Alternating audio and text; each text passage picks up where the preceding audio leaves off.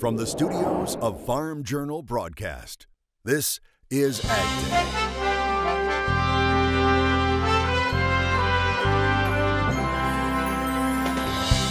Coming up today on AgDay, planning a Super Bowl party, what you should know before you make up a batch of guac.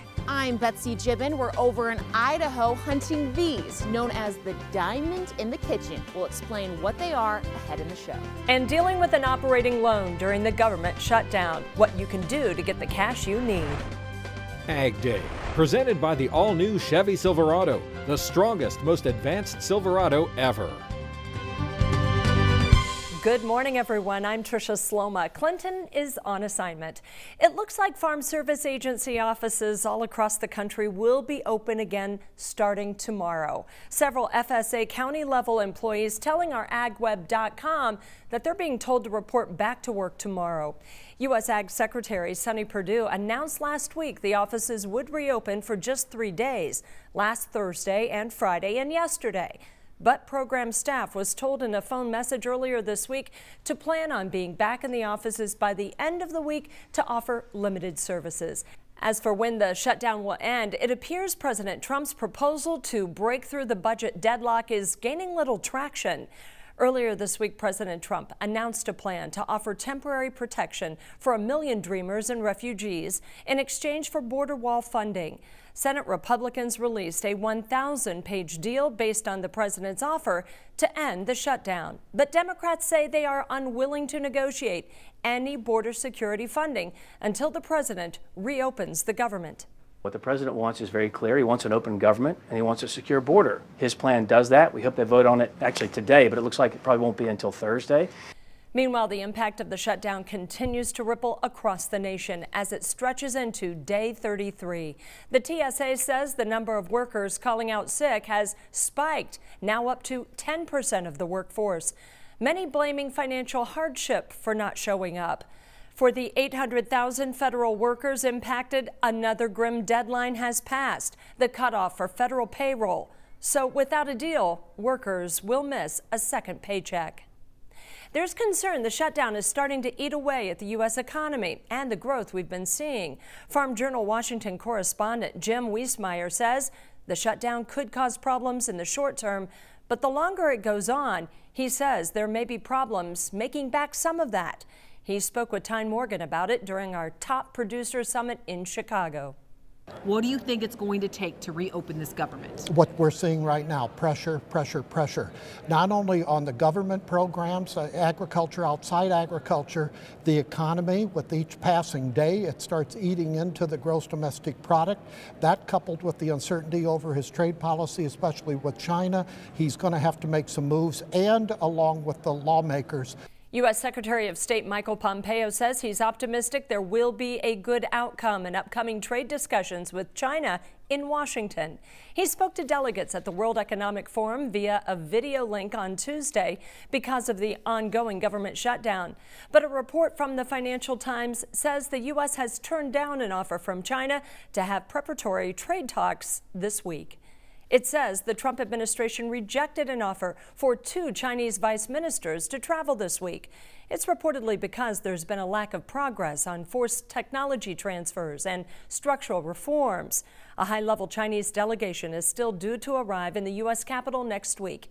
It's the latest effort to end the trade dispute between the two countries. And although it's harder to get numbers due to the government shutdown, new numbers from USDA show soybeans inspected for export last week rose to 1.111 million metric tons. That's up slightly from the previous week. China was the destination for about 417,000 metric tons last week. Another day brings yet another case of African swine fever in China, this time in a northern part of the country. China's agriculture ministry reporting the outbreak occurred on a farm with 57 live pigs. 13 pigs had to be killed.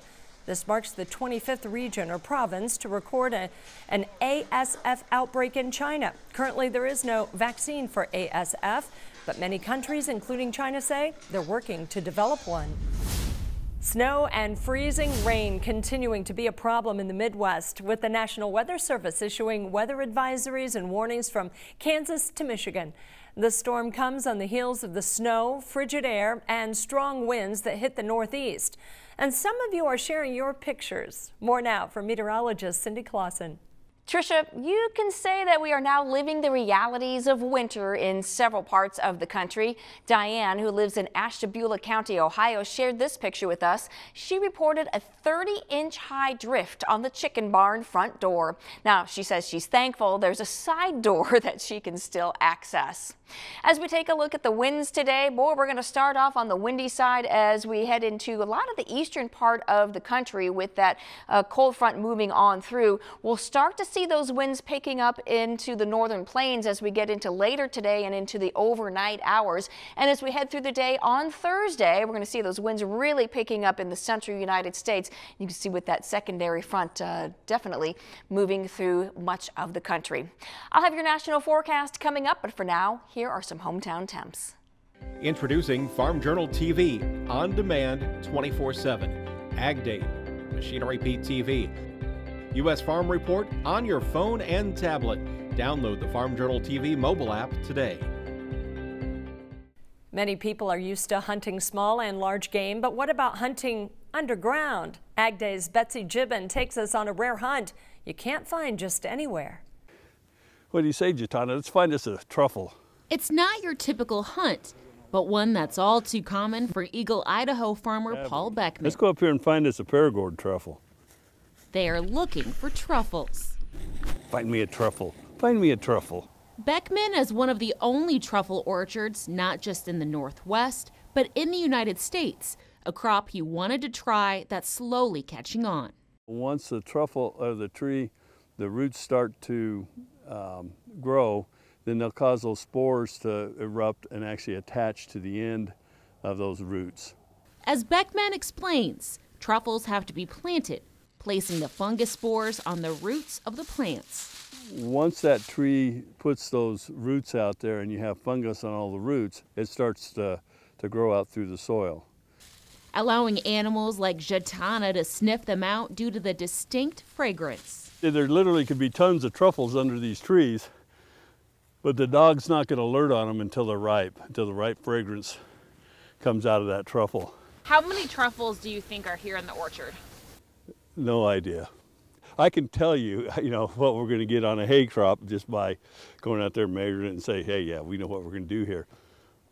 On a truffle crop, there's no way of knowing. There's no way to predict it. Every year is slightly different. And on a good day, a truffle or two may be found. What is it that we found? Look at that. Oh, good dog. Look at the size of that truffle you found, And a truffle this small is worth big money. When Beckman is done hunting, he sends them overseas or down the road. Yeah. That actually just made our chicken dish because it wouldn't be anything like it without it. So I'm a pretty happy chef. A luxury to have on hand, since chefs sometimes have to order them from overseas. You have to have a good purveyor for mushrooms or European imports, and they're not always very stable, so you kind of have to have a connection. Get it? Today that connection is here with Jatana and Beckman. Let's go over this way, Jatana. Let's go over here and find us a truffle. As the love of the hunt and the search for success keep this pair moving toward their next tasty target. Find me one. Come on. Reporting in Eagle, Idaho, I'm Betsy Gibbon. Still ahead, looking for the bright spots in the dairy industry. One analyst says there are some. What to look for in this year.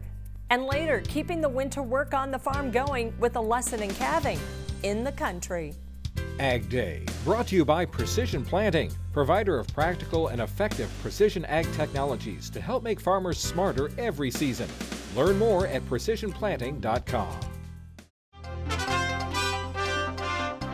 Corn and soybeans seeing some losses with no positive news in the ongoing U.S.-China trade talks. More now from the CME.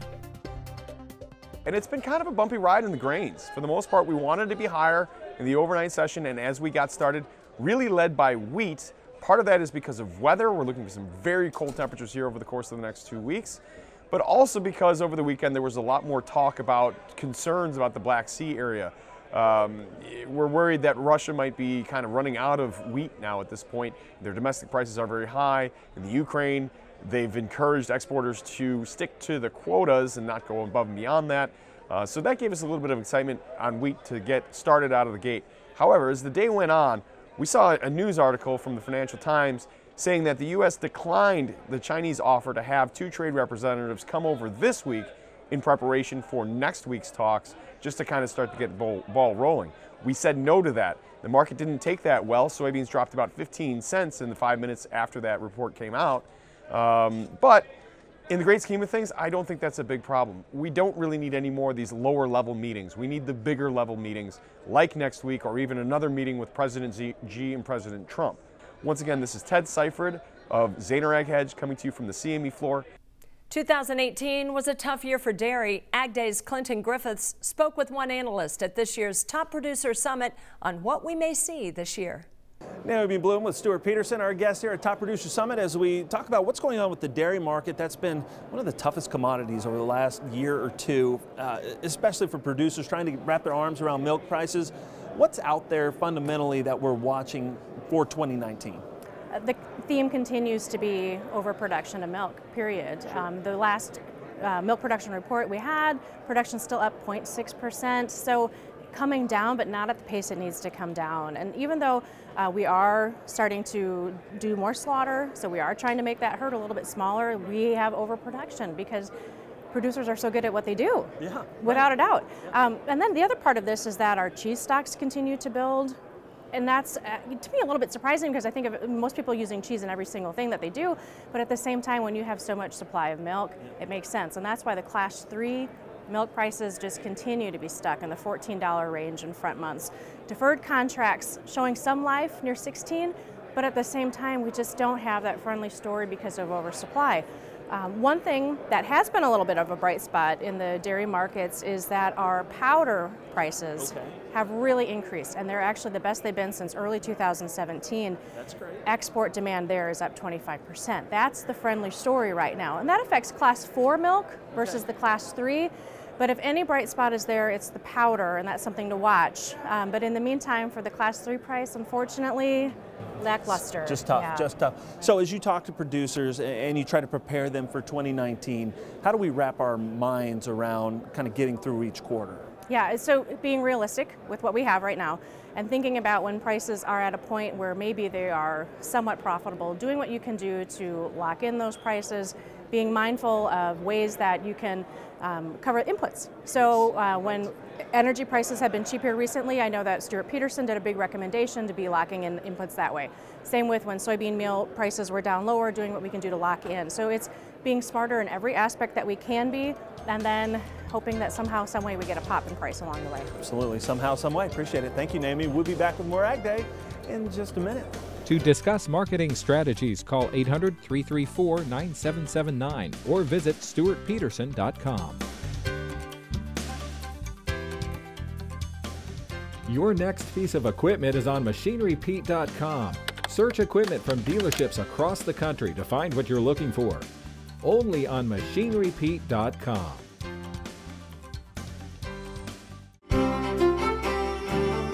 Welcome back, everyone. Meteorologist Cindy Clausen joins us now. Boy, some areas of the country known for being drought-stricken. Finally seeing some rain. Has it changed the numbers? Oh, it really has, and we're seeing a big difference in our root zone moisture. Of course, you don't want it all at once. You don't want the heavy rains, but we definitely are seeing a difference. Let's take a look. And yeah, there's a huge difference in especially the western United States, Nevada, parts of Oregon, parts of Washington, and of course, California. All have seen quite a bit of moisture over the past couple of weeks, and we're really starting to see that here on the root zone moisture. Not a ton of change in the eastern part of the country. We certainly have abundant moisture along most of the east coast. It's still pretty dry, though, in the southern part of Florida.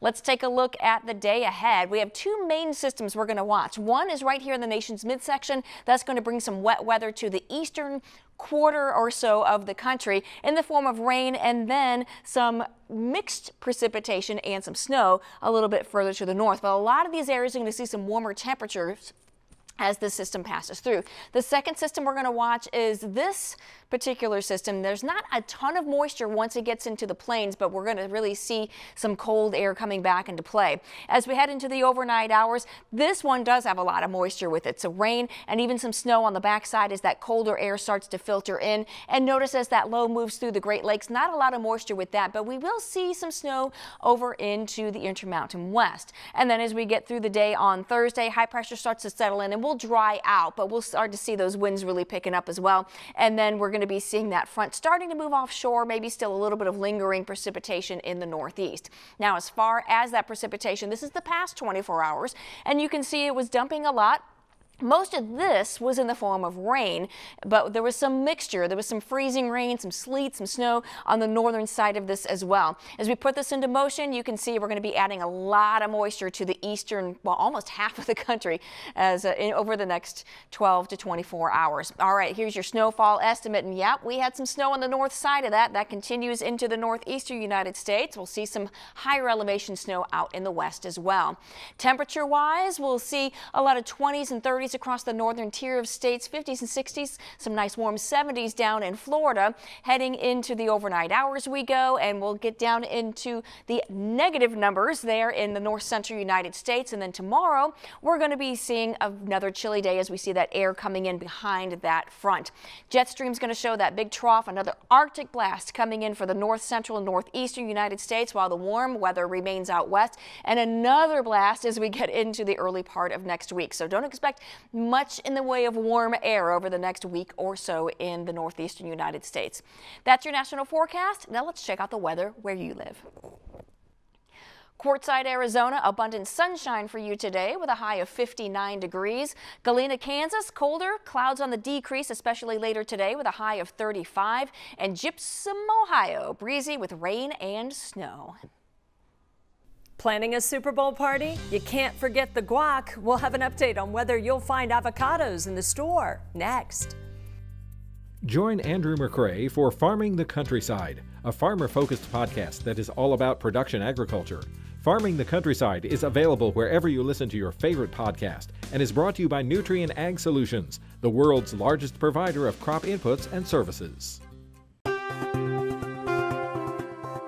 The Packer reports the Canadian Food Inspection Agency is relaxing the rules for importing U.S. romaine lettuce. It's no longer requiring proof of origin letters. The rule was established in November after an outbreak of E. coli in the U.S. and Canada. It was linked to romaine grown in a specific part of California. The Canadian government mandated romaine imports had to show a letter containing the city, count, and state where the romaine was harvested. The Centers for Disease Control and Prevention declared the U.S. outbreak over earlier this month. 62 cases of illnesses were reported. Well, first there was a workers' strike that threatened Mexico avocados, then a gas shortage. But industry experts say not to worry. There will be plenty of avocados for you to make your guacamole for your Super Bowl party. The Packer reports 71.9 million pounds of Mexican avocados entered the U.S. last week. In fact, imports just this month are projected to reach 217 million pounds. That is a 16% increase from last year. The Super Bowl is February 3rd. It's typically the biggest day for avocado consumption in the U.S. Coming up, we head back to the classroom for a quick lesson in calving in the country. Your next piece of equipment is on MachineryPete.com. Search equipment from dealerships across the country to find what you're looking for. Only on MachineryPete.com. Well, it can still be a busy time on the farm, especially when it comes to calves. Today we go to school with Kansas State livestock agent Clint LaFlynn. We just got done hosting the 5th out of 6 calving school with Kansas State Research and Extension. I was able to visit on different bull and heifer selection strategies to fit not the producer's individual environment and some things to really consider in making those decisions, not only for the betterment of the cattle, but for the betterment of their operation. These whole schools to give the practical, hands-on, real-world aspect where we have the full cow module that producers can visualize what happens on the inside of the cow, how we can manipulate these calves to ensure that we get them out safely and effectively as possible. But really, it's all about the discussion, questions, where we can have the one-on-one conversation with producers to make sure that we are answering the questions that they have year in and year out as it pertains to calving. Well, that's all the time we have this morning. We're so glad you tuned in. For all of us here at Ag Day, I'm Tricia Sloma. Have a great day.